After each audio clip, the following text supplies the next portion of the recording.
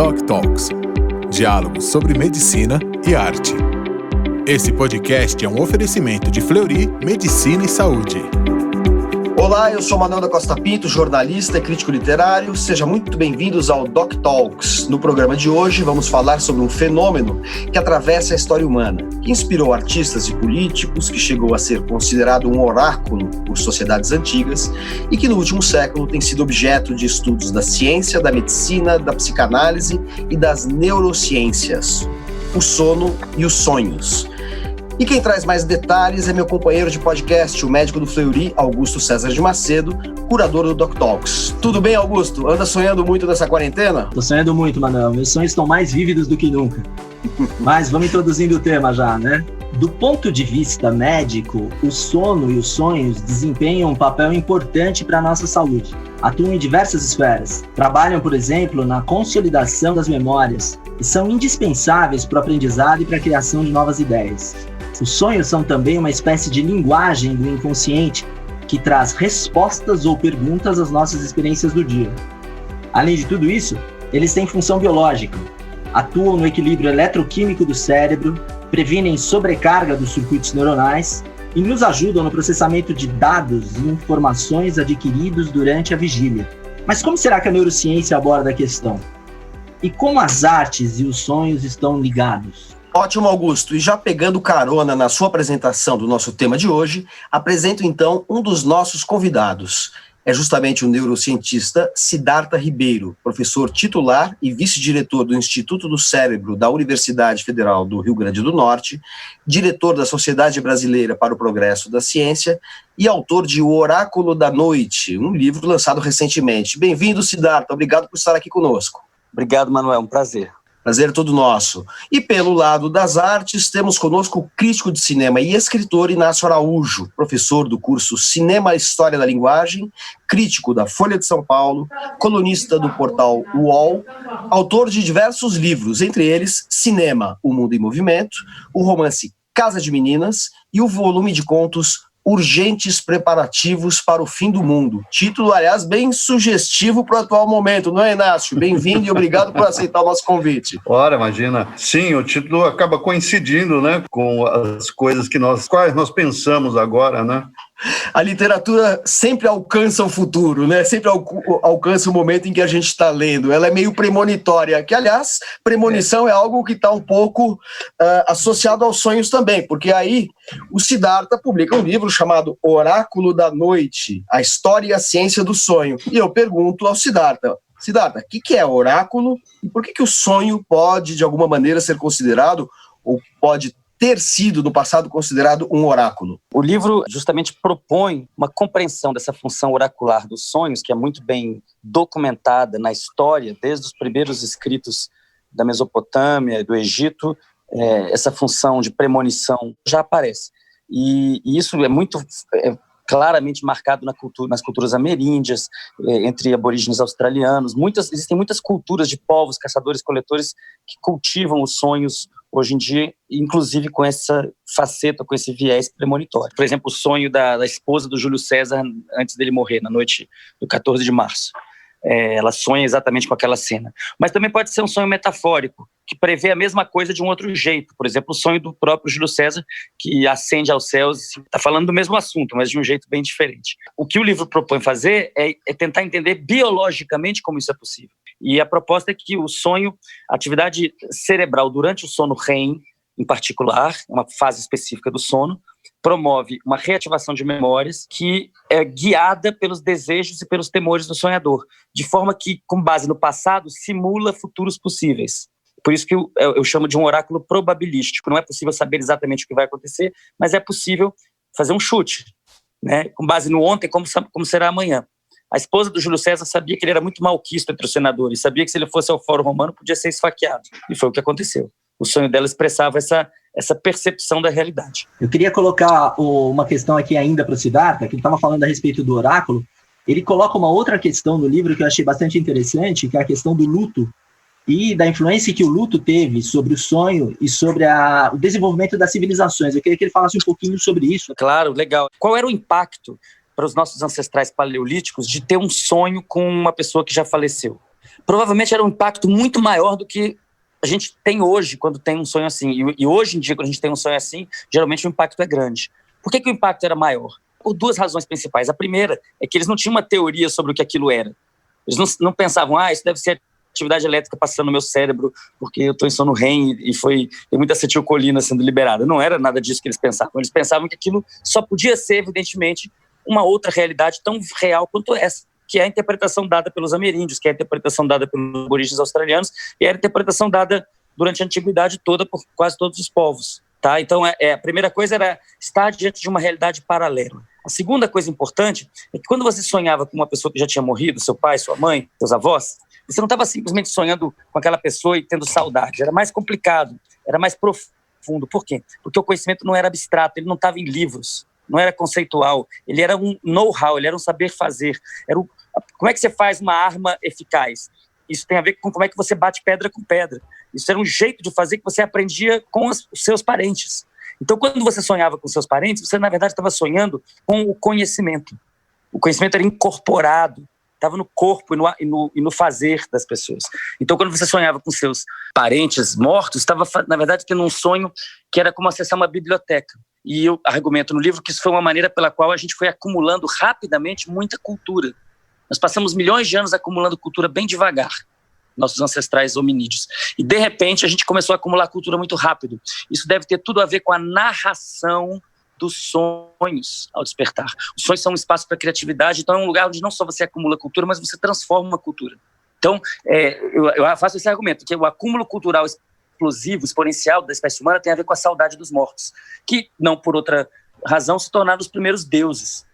Os primeiros deuses eram ancestrais misturados com animais. Perfeito. Inácio, o Siddhartha fala desta concretude do sonho, desta realidade paralela representada pelos sonhos. E muita gente fala assim que teve um sonho que assemelhava-se a um filme, né? Parecia que eu estava vivendo dentro de um filme enquanto eu sonhava. Qual é a relação que o cinema tem com o mundo onírico, o mundo dos sonhos? Isso é uma pergunta mais geral para introduzir depois algumas perguntas pontuais sobre diretores que foram mais atentos especificamente a esse universo. Não, eu acho que o cinema tem uma proximidade grande com o sonho, que é um filme tal como conhecemos na maioria das vezes. Não vou falar que é o Godard, por exemplo, mas com muita frequência o cinema nos traz uma espécie de sonho socializado, viver uma vida que o Siddhartha chamou uma realidade paralela, né? Então o cinema é, de alguma maneira, essa realidade paralela, e desde o início isso foi muito observado por alguns artistas, né?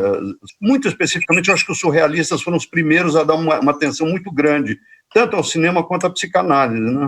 E acho que não por acaso, porque ambos têm uma relação com o sonho, né?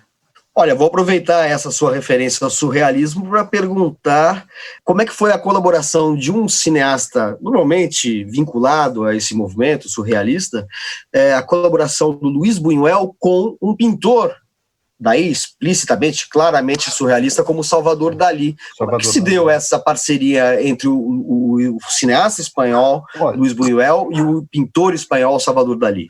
Eu tenho a impressão de que o momento mais marcante dessa colaboração é o Cão Andaluz, que é o primeiro filme do Buñuel. Tem momentos muito interessantes. Para mim, o mais interessante, de longe, é aquele momento em que a navalha corta o olho, né? O olho se abre, né? Como se a intenção do cinema fosse abrir os olhos, né, os nossos olhos. Eu concordo com quem diz que o Buñuel deixa o Dalí em seguida porque há um lado de inconsequência na colaboração deles. E quando o Buñuel faz o L'Âge d'Or sozinho, me parece que ele é mais sólido como filme, né? Já é um filme do Buñuel, né? Já tem aquela cara do Buñuel.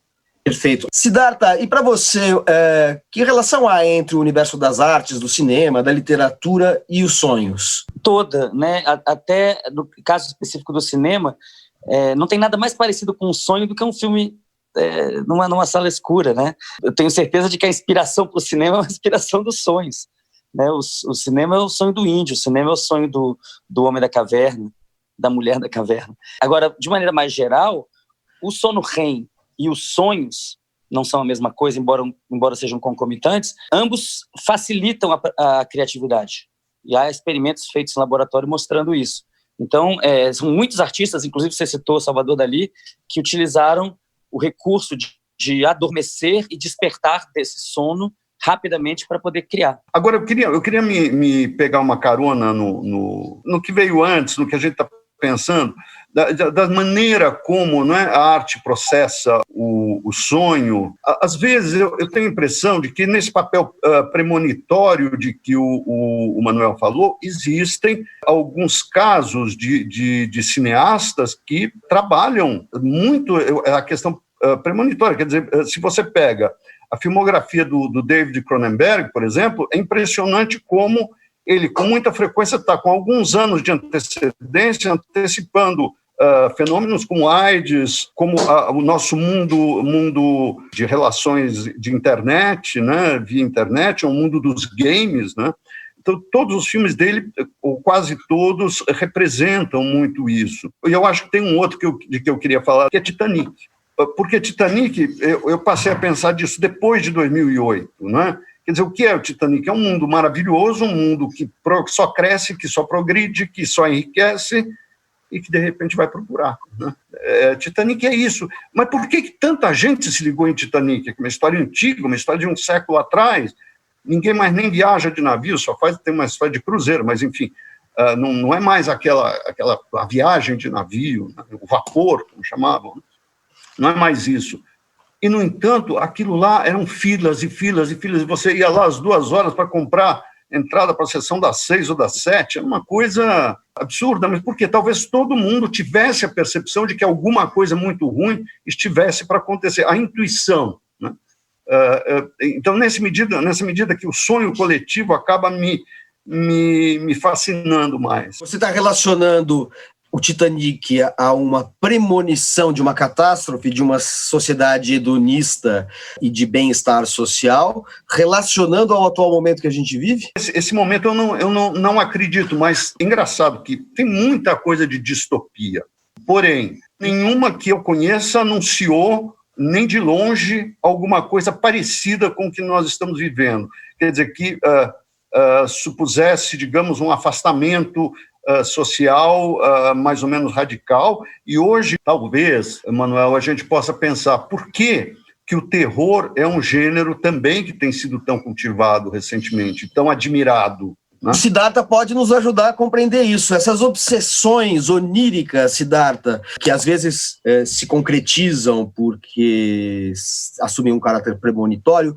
Por que elas são tão recorrentes? O terror, a ansiedade, a obsessão, por que isso ocorre? O que caracteriza os sonhos em termos de incidência de alguns temas que se tornam mais evidentes, mais recorrentes? Existe uma teoria chamada teoria de simulação de ameaças, que foi formulada por pesquisadores finlandeses há uns 20 anos atrás, que propõe que a função original dos sonhos, lá no início da evolução dos sonhos entre os mamíferos, foi de alertar contra perigos em potencial, perigos futuros. Então, o pesadelo seria esse sonho original, sonho primitivo, né? Com base em perigos de ontem, eu vou tentar evitar os perigos de amanhã. Então, os sonhos têm muito a ver com isso. Mais de metade dos sonhos das pessoas normalmente tem conteúdo de ansiedade, de incompletude, mas os sonhos também têm outro lado da moeda. Os sonhos também têm um lado gozoso, prazeroso, de alcançar os seus objetivos, né? Quando a zebra e o leão estão interagindo, quando o leão está caçando a zebra, e aí à noite um dos dois vai dormir, ou os dois vão dormir se sobreviveram os dois, é possível que ambos tenham pesadelos, mas também é possível que um tenha pesadelo e o outro tenha um sonho prazeroso, né? Porque é o outro lado da moeda, é a satisfação do desejo no sentido freudiano mesmo. Só para terminar, agora em tempos de Covid-19, o que está na nossa mesa é o medo da morte. E isso está aparecendo nos sonhos das pessoas com bastante nitidez. Eu ia fazer uma pergunta sobre psicanálise, mas já que o Siddhartha introduziu o tema da pandemia, eu acho que talvez seja o momento de falar disso, né, Augusto? Você não quer fazer uma pergunta sim. Pegando essa linha deixada por ele? Essa linha, de fato, eu tenho recebido muitos relatos, isso tem acontecido inclusive comigo, que as pessoas estão sonhando muito mais, não necessariamente pesadelos, mas a intensidade, a frequência dos sonhos, pelo menos os sonhos rememorados, parece que tem aumentado durante a pandemia. Isso é esperado durante esses períodos de confinamento? Não é?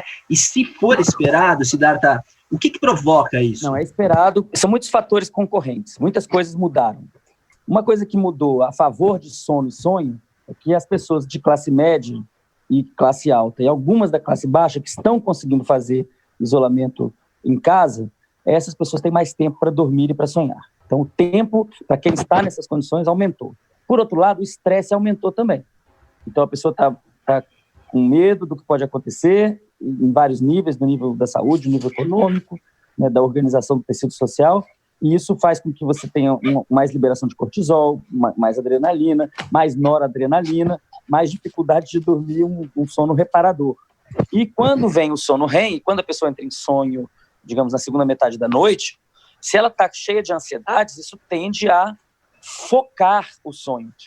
A gente tem que pensar assim, o sonho ele lida com os problemas que a gente tem agora. Se você está levando uma vida tranquila, em que você tem 1000 problemas pequenininhos, o sonho é uma colcha de retalhos desses problemas pequenininhos. Em geral, ele não é marcante. Mas se você está passando por um grande problema, perdeu o emprego, tem câncer na família, tem Covid-19, isso assume uma centralidade, isso organiza, isso foca o sonho. E aí a pessoa pode ter sonhos épicos, né? Sonhos, narrativas assim, impressionantes, porque aí é quando, digamos assim, a alma começa a se decupar em narrativas e simulações e desejos e temores que vão, de fato, atingindo o cerne do significado. Por isso que uma pessoa tem um sonho desses, pode ser tão, ela passa, às vezes, dias, assim, sob o impacto daquele sonho, porque a situação, de fato, é épica. O Covid-19 é uma coisa épica, de verdade. A gente sabe que vários outros cineastas entraram no universo onírico, né, no universo do sonho. Um deles, praticamente, né, muito conhecido por todos, é o Fellini, né? O universo onírico permeia a obra inteira dele. Você gostaria de falar um pouquinho sobre ele ou sobre outros cineastas que produziram obras baseadas em sonhos e por aí vai? Eu tenho a impressão de que o Fellini tem 2 aspectos que não são o sonho, mas que levam ao sonho. É o circo e a memória. São 2 coisas muito, muito centrais na obra dele e muito ligadas à imaginação e ao imaginário, né? É como se o cinema dele, sobretudo a partir do 8,5, ele pudesse todo ele, ou quase todo ele, ser um sonho, ou ser sonhos, ou colcha de sonhos, né, como falou Siddhartha, por vezes, e ao mesmo tempo produzir uma imaginação muito livre. E talvez, e aqui talvez seja o caso do Siddhartha, até que ponto o sonho não é uma liberação de imaginação. Siddhartha, você concordou com o Inácio em relação a essa liberação de criatividade ou algo parecido, né? Você poderia comentar isso? Eu concordei enfaticamente com o Inácio, porque durante o sono REM, que é quando os nossos sonhos mais vívidos acontecem, tem um neurotransmissor em particular, que chama noradrenalina, que está ausente. E ao estar ausente, isso cria uma permissividade para que a atividade elétrica saia do seu curso normal. Então a gente diz que o sono REM é hiperassociativo, porque ideias que normalmente não iriam juntas começam a andar juntas. As partes das coisas podem se misturar. Elas podem se soltar, se reconectar. A realidade é muito fluida no sonho. Isso tem tudo a ver com cinema e certamente com esse cinema, né? O Inácio falou, né? É fragmento de memória. O que é sonho? Sonho é fragmento de memória. Siddhartha, em algum momento dessa nossa conversa, você mencionou a psicanálise e falou que os sonhos nem sempre são aterrorizantes, muitas vezes eles podem estar associados a um prazer, a um gozo. E a psicanálise disseminou uma ideia de grande força cultural e até artística, de que o sonho é a realização de desejos recalcados de uma forma deformada, de uma forma oblíqua ou indireta. As neurociências suplantaram a psicanálise? Acho que é o contrário, Manuel. Tenho defendido enfaticamente que a neurociência tem corroborado o Freud em vários aspectos, tanto sobre o aparelho psíquico, quanto sobre a questão da repressão, supressão de memórias, quanto a questão do resto diurno, quanto as questões ligadas ao trauma infantil. Eu diria que o que está emergindo é uma neurociência mais psicanalítica, e não uma psicanálise apartada, separada da neurociência. Freud era um neurocientista. Perfeito. E já que estamos no campo psi, vou aproveitar e falar de uma dissidência importante da psicanálise, né? Aquele que foi o filho dileto de Freud, que depois criou uma outra linha de reflexão sobre o inconsciente e a psique, que é o Jung. Né? Um pouco antes dessa gravação, o Augusto me lembrava sobre a questão do inconsciente coletivo, que estaria manifesto nos sonhos também. Então eu faço uma pergunta em duas, quer dizer, a ideia do inconsciente coletivo que se manifesta em sonhos procede e, de alguma maneira, o pesadelo coletivo que nós vivemos hoje com a pandemia se projeta ou se manifesta, se faz presente nos sonhos? Certamente, não é só Freud que está voltando com força, é o Jung também. Porque a gente tem um inconsciente coletivo, isso tem a ver com a nossa genética, com a nossa epigenética, tem a ver também com os símbolos que a gente compartilha e com os temores que a gente compartilha, e as esperanças que a gente compartilha. As pessoas estão tendo sonhos muito parecidos, inclusive pessoas que moram próximas estão tendo sonhos quase idênticos. Isso não é novidade, os Guajiros, os Wayuu, lá na fronteira entre a Colômbia e a Venezuela, praticam a arte de sonhar, como tantos povos ameríndios, e fazem sonhos coletivos. Eu gostaria de perguntar para os dois a respeito da relação dos sonhos, se eles percebem na criação deles uma relação dos sonhos com a criatividade, como já foi colocado pelo Siddhartha. O Siddhartha também, além de neurocientista, é também um ficcionista. Ele escreve contos, não sei se ainda escreve, mas pelo menos escrevia. Ele tem um volume de contos publicado. Me corrija, Siddhartha, se eu estiver errado. Chama-se Entendendo as Coisas. E é isso mesmo. A gente sabe também que o Inácio é escritor, além de crítico cinematográfico. Então eu gostaria que os dois falassem sobre a relação que eles têm com o sonho e a criatividade, no caso deles, se ela se processa, se é clara ou não. Eu acho que é muito variável. Isso, quando você escreve alguma coisa, eu acho que a tentativa é sempre de dar conta da realidade, né? E, no entanto, você, em determinadas situações, você viaja, né, completamente. Mas eu não viajo sonhando propriamente dito. É como assim, às vezes a minha imaginação ela aparece, assim, é como se não fosse eu, alguém escrevendo. Você brinca no fundo, né? Você brinca de imaginar coisas, de imaginar cenários. Eu não tenho nenhum compromisso exatamente com, digamos, com uma obra literária, né? Eu escrevo quando aparece uma coisa. Agora na minha cabeça apareceu um romance. Então vamos nós, aconteceu, estou chegando ao fim, aliás. Né? Como se chama esse romance, Inácio? Então, ele vai se chamar Utopia 3, seria a última utopia, que eu fico muito irritado, porque algumas pessoas que leram dizem que leram coisas iniciais, é uma distopia. Não é uma utopia. Só que para você chegar à utopia, tem um árduo caminho. Né? Quer dizer que, então, depois de escrever um livro de contos que fala sobre os urgentes preparativos para o fim do mundo, você cria uma utopia. Então, de certa maneira, é distópico e utópico. Primeiro você falou do fim do mundo, sim, e agora tem uma nova utopia. Na verdade, eu comecei a pensar na nossa realidade cotidiana aqui. Né? Mas a cada vez que eu começava a pensar nisso, a realidade nos ultrapassa. Né? Quando você imaginou que estaria numa situação dessa? Né? Jamais. Qualquer um que tente dar conta disso é ridículo. Então, o que eu falei? Bom, quer saber de uma coisa? Vamos mandar essa história para o século XXV e vamos ver o que acontece. Então, obviamente, não tem mais nada a ver com o Brasil imediato, nada disso, mas, sei lá, aí eu fiquei fantasiando, aí vai fantasiando e vamos nós, né? Vamos ver no que dá. Né? Perfeito. Siddhartha, então, e você, respondendo a pergunta aí do Augusto, qual a relação que o mundo onírico, os sonhos, tem com a sua produção literária, já que na sua produção como neurocientista nós já conhecemos e você deu uma pequena amostra aqui da importância das suas pesquisas. Então, o Inácio falou uma coisa que eu acho que é importante, que a produção artística e certamente a escrita tem a ver com brincar. Brincar é uma espécie de sonhar acordado. Então, uma parte do cérebro, em vez de fazer coisa no mundo real, está fazendo uma simulação, está fazendo um mundo de faz de conta dentro do próprio corpo. E isso serve para você testar coisas que depois você faz na realidade. Né? A gente pode fazer isso acordado e fazer isso dormindo. Então, você está sonhando sempre. O sonho é a imaginação. Nesse sentido, então, toda a arte provém daí.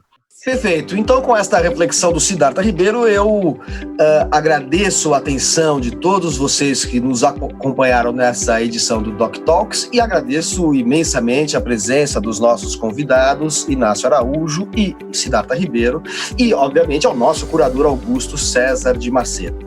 Até o próximo Doc Talks. Esse podcast é um oferecimento de Fleury Medicina e Saúde. Fleury, a gente cuida, você confia.